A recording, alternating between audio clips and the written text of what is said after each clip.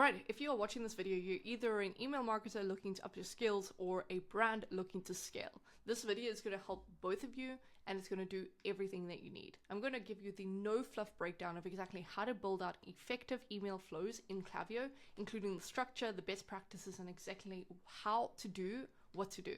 So you literally just have to follow along and apply it, and you can pause the video as you go along.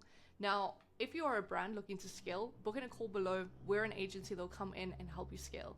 But if you're an email marketer or a brand that actually just wants to bring it in-house and upskill your existing team, then go down below, book in a call for Inbox Engine.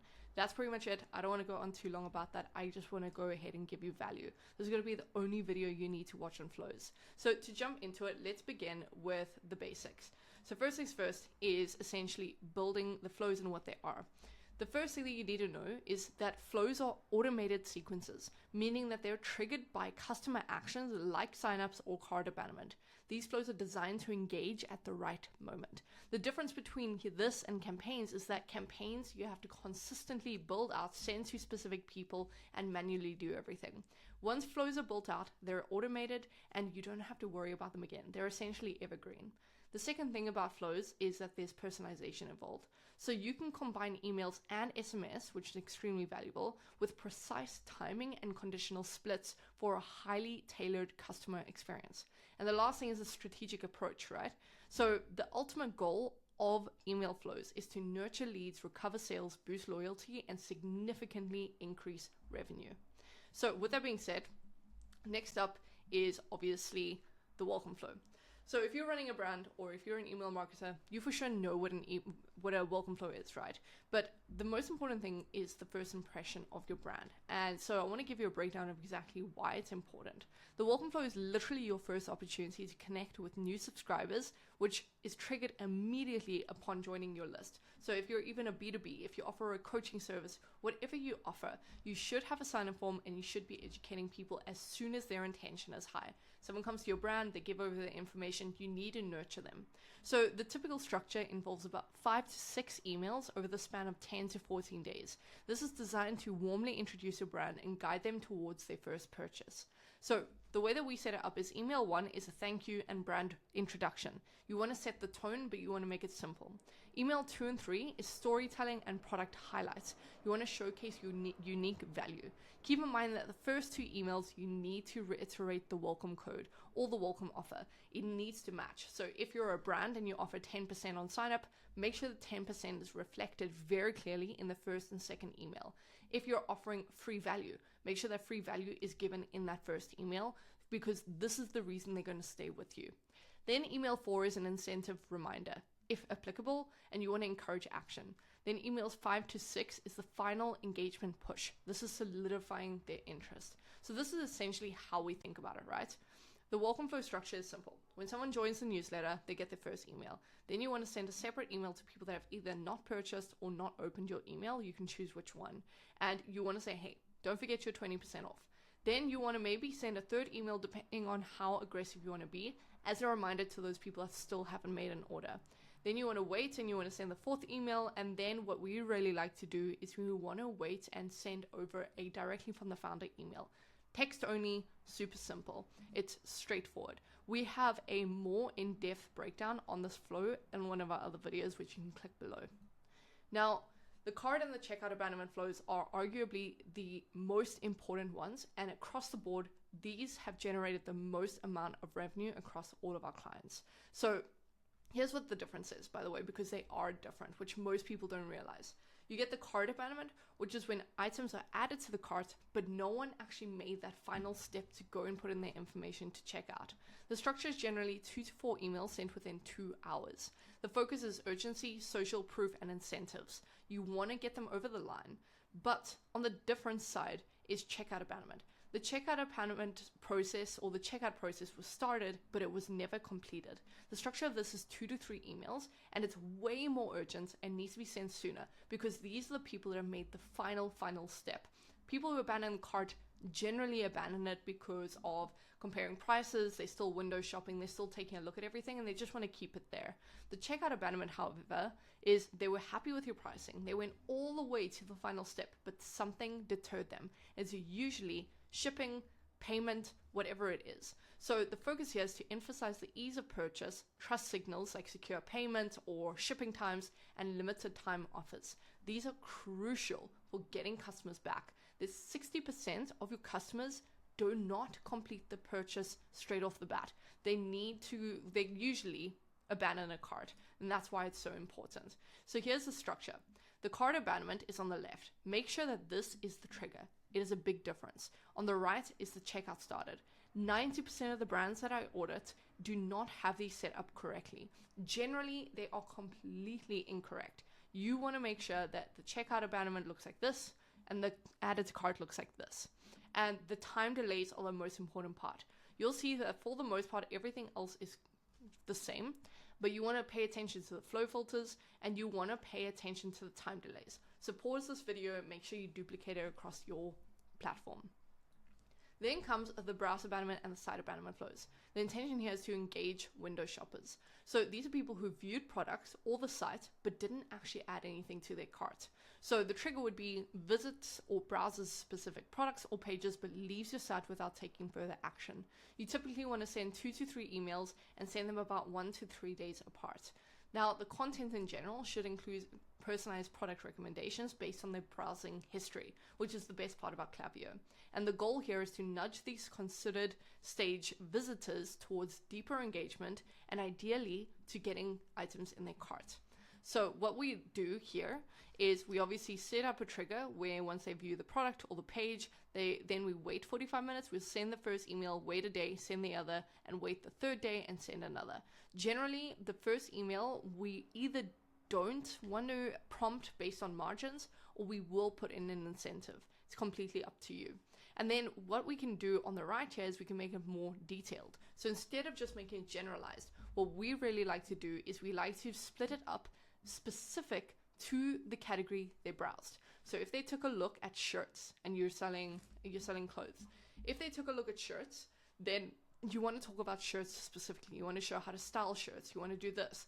If they took a look at gummies, then you want to show them exactly how to take gummies, what gummies are the best options for them, as opposed to topicals, for example. And that's the power of this flow. Then the purchase flow. This is the most important flow, but it's long. And it obviously is very dependent on each brand. So again, if you want to book in a call with us and you want to kind of understand a few things a bit more in depth, we can easily do that. But the post-purchase flow is crucial for nurturing customer relationships beyond the initial sale. This fosters loyalty and encourages repeat business, because what a lot of people get wrong is they're focusing on first acquisition of a customer, which is great in theory. You want people to purchase the first time they see your ad or whatever the case is. But the real money, where you're going to increase your revenue exponentially with the most amount of profit, is by relying on higher LTV. So the way that we do that is we increase the amount of times that someone returns to us, number one. Number two, we want to increase the amount that they spend with us. And then number three, we want to increase the amount of times that they purchase within a single time frame.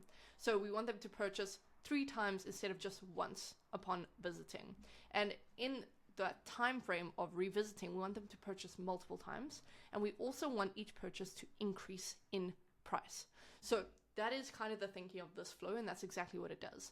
So the way that we do it is, number one, they get their order confirmation. Number two, just some shipping updates. Then number three, we want to prime them on their product. This is where we start educating them on their specific product, and we kind of build a bit of FOMO, right? We want to show them, hey, you bought this product. This is generally the best, addition to it. This is the best way to use your product. So you encourage them to use the product in the correct way so that they can get the most out of it and therefore enjoy it more. And then you want to cross-sell and upsell. So once you cross-sell and upsell them on other products, the next time they return, they understand about the other products, they add it to their cart, and now they're buying the initial product they bought plus the add-on that makes the most sense for them because you've encouraged and educated them. Then you want to re-engage them. So you want to keep encouraging further purchases and strengthening the relationship. This can go on for multiple emails, but for now, you can just set up a 5 to 6 email sequence. Then, of course, is the win-back flow. Now, this is one of the most important flows that you need to have in place. Every single brand has customers that have purchased at one point, but do not repeat purchase or fall off the map for whatever reason. Generally, it can be very economically inclined. It can be whatever it is. Now, you want to re-engage these dormant customers. It's easier to re-engage an old customer than to acquire a new one. So important to know. So the win-back flows is designed to reignite interest from customers who haven't purchased or engaged in a while. So the trigger for this is no purchase or engagement for the past 60 to 90 plus days. Usually 3 emails sent over 1 to 2 weeks. You want to remind them of your brand's unique benefits. You want to offer exclusive deals or personalized incentives, and you want to create urgency or a sense of urgency to encourage immediate action. So the goal here is to reactivate lapsed customers before they churn completely, saving valuable customer relationships, which is super important. So the way that you do this is we do this, right? We send out an email as soon as someone's placed an order, but we wait 45 days and we add this filter. So for your case, maybe it's 60 days, maybe it's 75 days. You want to think about what amount of time should pass before someone is considered a churned customer. So if you're a supplement brand, it wouldn't be within 30 days because generally they buy every 30 days. And it probably wouldn't be every 60 days because you probably have subscription models, which means that they should be buying every 60 days anyway. So you want to really think about the lifetime value of a customer. If they generally should be making a repeat order within 120 days, then that is the time limit you want to set. So whatever your repeat order limit is, set that as the delay. So what we're doing is we're filtering out anyone who has not placed an order after this period of time. And we're going to update their property and we're going to send them an email. In this email, we want to incentivize them to come back. And depending on how much time has passed, maybe show some new products, show exactly what upgrades have been made to their existing products, whatever it is. Then we want to keep showing them the benefits of their products and re-pushing that value. Then we want to split and we want to send separate emails to people that have only purchased once and people that have purchased twice and send them some different offers. So people that have placed an order at least twice obviously get a separate offer and you can read what those would be. And this is where we give them an incentive. Some people like to give the incentive in the first email. It's completely up to you. Then we get the thank you and the review request flow. This is social proof, and obviously aside from social proof, you want to build trust. So this flow is vital for building social proof and trustworthiness, leveraging positive customer experiences to attract new buyers. So the way that we want to do this is we want to trigger after delivery and set a specific time of 5 to 10 days after delivery if they have had time to use the product correctly. For a supplement, you probably want to wait 2 weeks after they've actually used it to feel the effects. So typically this will be about 1 to 2 emails. You keep it concise and focused. You just want to send a sincere thank you from the founder, followed by a clear, easy request for a product review or feedback. The importance here is user-generated content from reviews is incredibly powerful for marketing and conversions. That's why this has to be set up. So with that being said, that is a conclusion of all of the flows that you need to set up. Super easy, concise, simple, to the point. You have the structures for most of them, and for this one, it's simple. You just get a trigger, you send your first email, wait a day, send your second. So with that being said, hopefully this was clear, concise, and go down below if you're a brand looking to scale with an agency doing it for you, or go down below if you're a marketer or a brand that is looking to bring it in-house, get more clients, get more brand sales, and we'll go ahead and schedule a call with you for the inbox engine, which is a done with you, so you never have to pay an agency again. So go down below, book that in, and I'll see you on the other side.